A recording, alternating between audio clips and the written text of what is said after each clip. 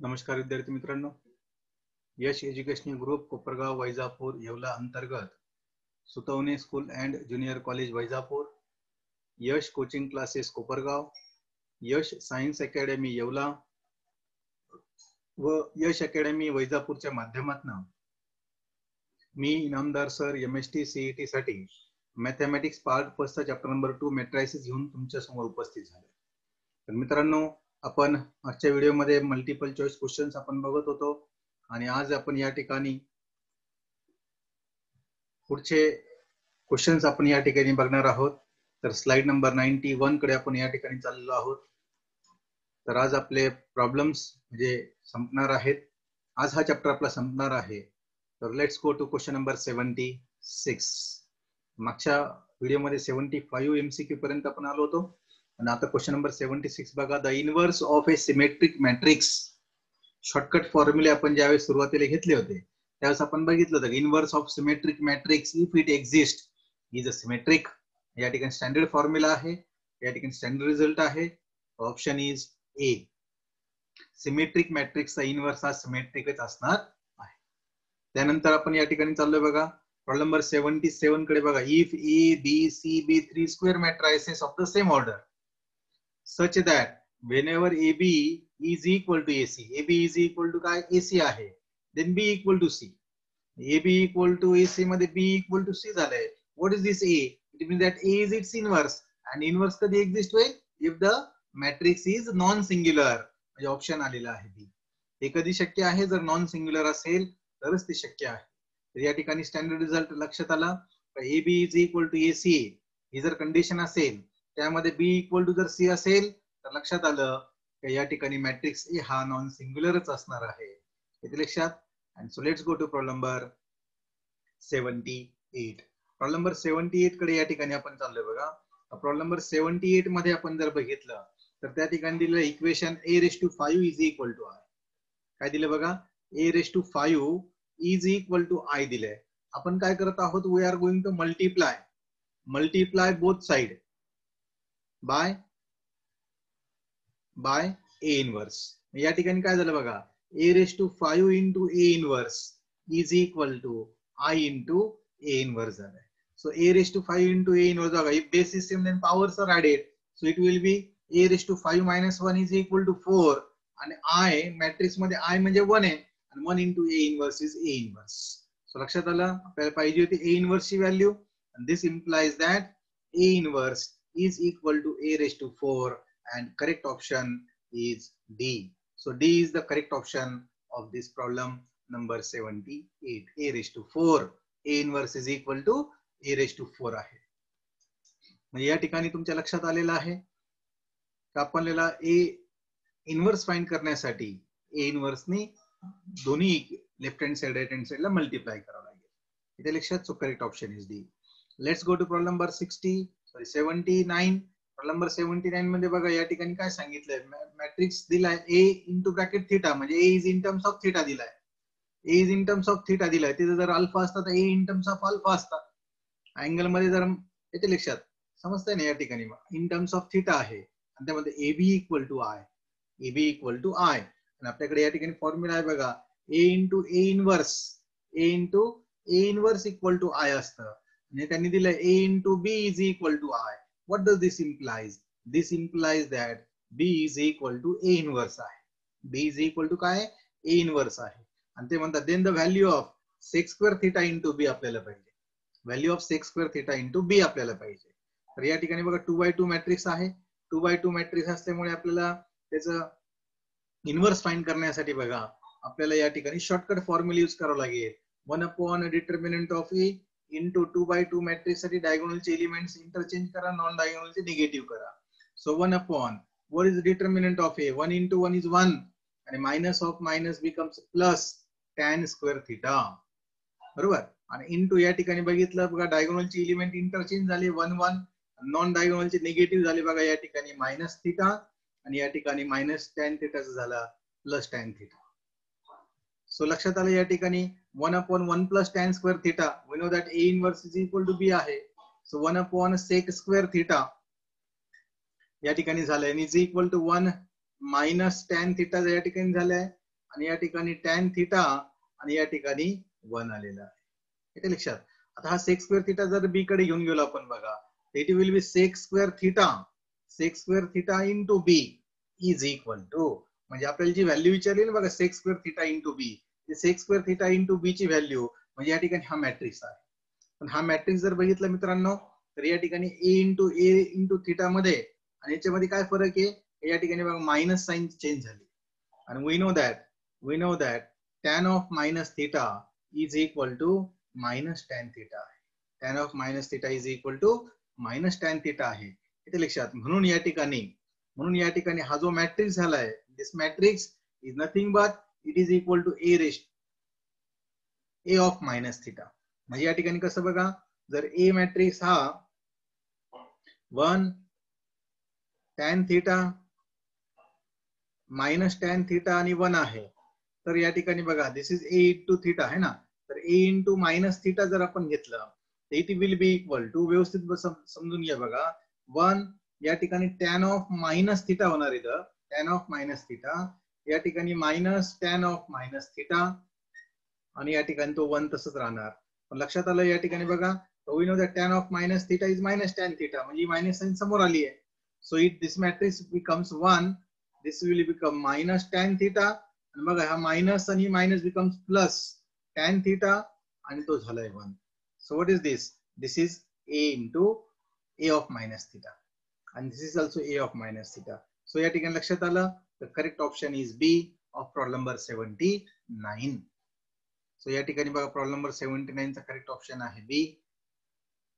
so let's go to problem number 8080. त्यांनी दिले आपल्याला 2x2 मॅट्रिक्स, त्याचा a ते म्हणता a इन्व्हर्स फाइंड करा आणि त्याला 3 वेळेस मल्टिप्लाय करा म्हणजे a इन्व्हर्स चा क्यूब तुम्हाला भेटेल. So first of all let us go for a inverse. So 1 upon determinant. What is determinant? 1 into 3 is 3, 3 minus 0 is 3. Diagonal interchange केले 1 3 झालंय. नॉन डायगोनल निगेटिव्ह केले -2 आणि 0 आलेला आहे. दिस इज a इन्व्हर्स. येते लक्षात, हा a इन्व्हर्स झालाय. आपल्याला शॉर्टकट मेथडनी आता a इन्व्हर्स आपण स्क्वेअर घेऊ है ना, a इन्व्हर्स स्क्वेअर घेऊ म्हणजे a इन्व्हर्स क्यूब आपल्याला फाइंड करायचं आहे. a inverse into a inverse into a inverse. तर त्यात अगोदर आपण a इन्व्हर्स स्क्वेअर आपण फाइंड करूया. So it will B 1 upon 3 1 minus 2 0 3 into again 1 upon 3 and it is 1 minus 2 0 3. So लक्षात आलं, हा 1 upon 3 into 1 upon 3 is 1 upon 9. आणि या ठिकाणी बघा 1 into 1 is 1, 1 plus 0 is 1. बघा 1 into minus 2 minus 2 minus 3 to the 6, minus 2 minus 6 is minus 2 minus 6. बघा 1 into minus 2 minus 2 into 3 is minus 6, minus 2 minus 6 minus 8. 0 into 1 is 0, 3 into 0 is 0. आणि बघा 0 into minus 2 is 0 आणि 3 3 झालंय 9. हा झाला a inverse चा square. Now we go for a inverse cube. a inverse cube is equal to काय येणार? a inverse square into a inverse. So it is equal to, या ठिकाणी a इन्व्हर्स स्क्वेअर काय आहे? 1 upon 9 इंटू या ठिकाणी बघा 1 minus 8 0 9 आणि इंटू या ठिकाणी a इन्व्हर्स आहे 1 upon 3 इंटू या ठिकाणी बघा 1 minus 2 0 आणि 3. मग या ठिकाणी बघा 1 upon 9 into 1 upon 3 is equal to 1 upon 9 3 जा 27. आणि या ठिकाणी दोन मॅट्रिक्सचं मल्टिप्लिकेशन बघा, 1 into 1 is 1, 1 plus 0 is 1. 1 into minus 2 is minus 2 आणि या ठिकाणी minus 8 3 जा 24 है ना. या ठिकाणी -2 minus 24 is equal to minus 26. त्यानंतर बघितलं 0 into 1 is 0 plus 9 into 0 is 0, 0 plus 0 is 0. त्यानंतर 0 into minus 2 is 0 आणि 9 3 जा या ठिकाणी आलेला आहे 27. सो लक्षात आलं, या ठिकाणी a inverse bracket cube, after multiplying this a inverse 3 times we get 1 upon 27, 1 minus 26 0 आणि 27. and लक्षात आलं, correct option is A. Correct option is A. So A is the correct option of problem number 8080. Problem तुम्हाला समजला असेल. A inverse find केल्यानंतर 3 वेळेस तर A inverse multiplication केलं तर आपल्याला आन्सर आलेला आहे. Correct option is A. So let's go to problem number 81. आता या ठिकाणी बघा मॅट्रिक्स दिला आहे त्याचा इनवर्स पण दिलाय आणि ते म्हणतात find the value of A23. हा एलिमेंट आपल्याला फाइंड करायचा आहे. म्हणजे आपल्याकडे जो फॉर्म्युला होता ना B23 त्याच पद्धतीने या ठिकाणी हा एलिमेंट आपल्याला फाइंड करायचा आहे. तर तुमच्या या ठिकाणी लक्षात येईल बघा A23 is equal to काय येणार 1 upon a determinant of A into cofactor of 3 2 into cofactor of element 3 2 third row second column म्हणजे cofactor of C. First of all first step काय आहे? First step is determinant of A. So let's go for determinant of A. 1 into bracket 4 7s are 28 minus 6 5s are 30 plus sorry minus 0 into 8 is 0 minus 1 into bracket 6 3s are 18 आणि minus 0. मग या ठिकाणी बघितलं 28 minus 30 is minus 2 into 1 is minus 2 आणि या ठिकाणी minus 18 झालेला आहे. And so it is equal to minus 20. त्यानंतर आपल्याला पाहिजे मायनर. सेकंड स्टेप मध्ये आपल्याला काय पाहिजे? सेकंड स्टेप मध्ये आपल्याला पाहिजे मायनर 32 M32. M32 म्हणजे या 6 मायनर साठी त्याचे रो आणि कॉलम जर इलिमिनेट केला बघा 1 into 5 is 5 1 into 5 is 5 आणि minus of minus becomes plus 3 आणि 5 plus 3 is equal to आलेला आहे 8. 5 plus 3 is equal to आलेला आहे 8. आणि मग या ठिकाणी बघा मायनर वरनं आपण कोफॅक्टर कडे चाललोय. So cofactor of 3 2 3 plus 2 is 5 odd आहे so it is equal to -8. आणि मग आपण या ठिकाणी फायनल आन्सर कडे चाललोय. So we get A23 is equal to 1 upon determinant that is -20 into -8. Minus minus gets cancel. लक्षात आलं या ठिकाणी 4 1 जा 4 4 2 जा 8 आणि 4 5 जा 20. सो लक्षात आलं या ठिकाणी the element A23 is a 2 upon 5 and which is given in option D. So D is the correct option of problem number 81. So D is the correct option of problem number 81. So या ठिकाणी बघा correct option D आहे. म्हणजे तुमच्या या ठिकाणी लक्षात आलेलं आहे. आपण ज्या पद्धतीने या ठिकाणी समजून घेतलं तेच आन्सर या ठिकाणी आलेला आहे. Now let's go to problem number 82. If E is given, then equation दिलेली आहे बघा a square minus 5a plus 7i equal to 0. आणि ते म्हणतात then value of I is. So लक्षात आलं या ठिकाणी बघा 7i आपण जर लेफ्ट हँड साइडला ठेवलं तर राईट हँड साइडला काय जाणार? हा -5a will go as a +5a आणि -a square. येते लक्षात. And so I will be 1 upon 7 into bracket 5a minus a square. So या ठिकाणी आपण बघितलं हा 1 upon 7 जो आहे तो मल्टिप्लाय केला मध्ये तर I लक्षात आला it is 5 upon 7a minus 1 upon 7a square. So 5 upon 7 5 upon 7a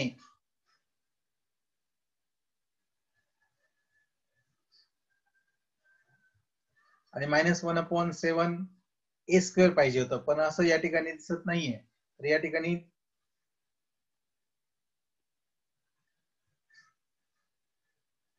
ठिकाणी कदाचित त्यांना ए इनवर्स पाहिजे असेल. प्रॉब्लेम आपण चेक करूया.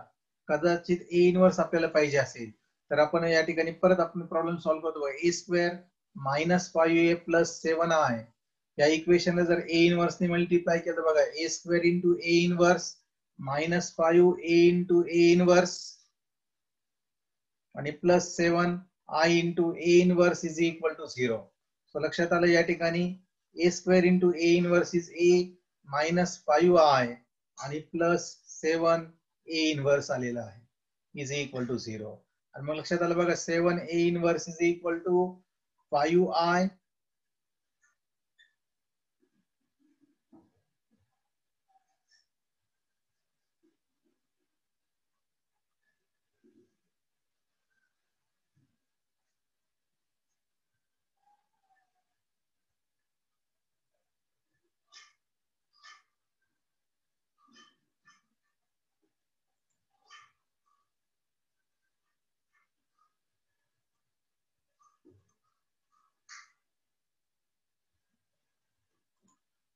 ह्या इक्वेशन वरनं जर आपण I value of I find करण्याचा प्रयत्न केला तर हा 5i आपण तिकडे जाणार.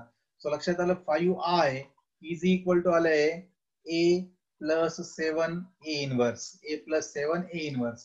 So we get I is equal to 1 upon 5a plus 7 upon 5a inverse. म्हणजे या ठिकाणी I ची व्हॅल्यू आली इन टर्म्स ऑफ a आणि a स्क्वेअर आणि या ठिकाणी value of I is in terms of a आणि a inverse. So 1 upon 5a plus 7 upon 5a inverse and so correct option is D. So D is the correct option. म्हणजे या ठिकाणी लक्षात आलं तुमच्या D करेक्ट ऑप्शन आहे. So it is in terms of A inverse.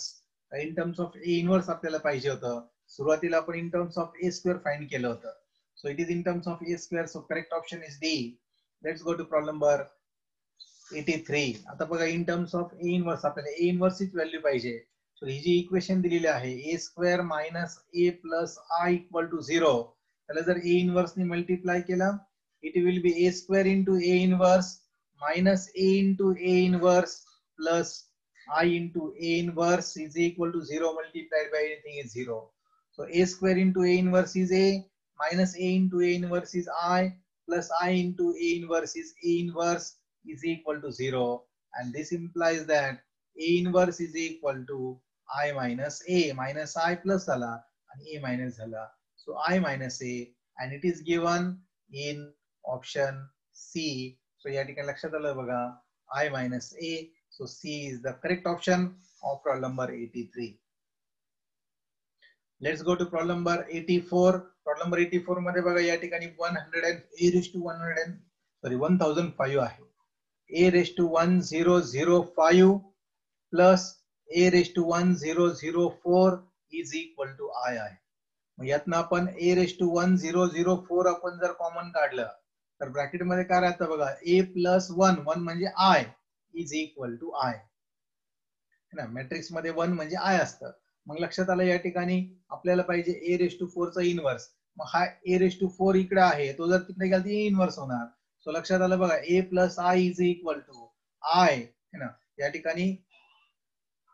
ठिकाणी बघा व्यवस्थित a raise to 1004 a raise to 1004 हा समोर आहे याच्या म्हणजे तो तिकडे जातो त्याचा इनवर्स समोर येणार.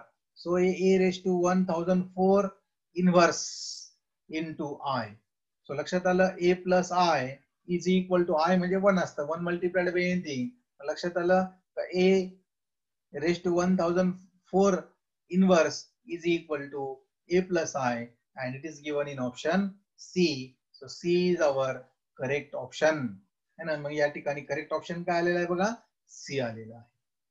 तर बरेच मुलांना वाटेल a रेस टू 4 कॉमन काढली तर 1 राहतं. मॅट्रिक्स मध्ये in matrix always remember in matrix 1 is equal to I and what is that I is identity matrix. I is identity matrix. I हा आयडेंटिटी मॅट्रिक्स असतो. सो अशा प्रकारे problem number 84 चा answer आलेला आहे C. Now let's go to problem number 85. या ठिकाणी बघा दोन लिनियर इक्वेशन दिलेले आहे. 2x plus 3y is equal to 9 आणि 3x minus 2y is equal to 7. ते म्हणतात then x and y are respectively. या ठिकाणी always remember that correct option should satisfy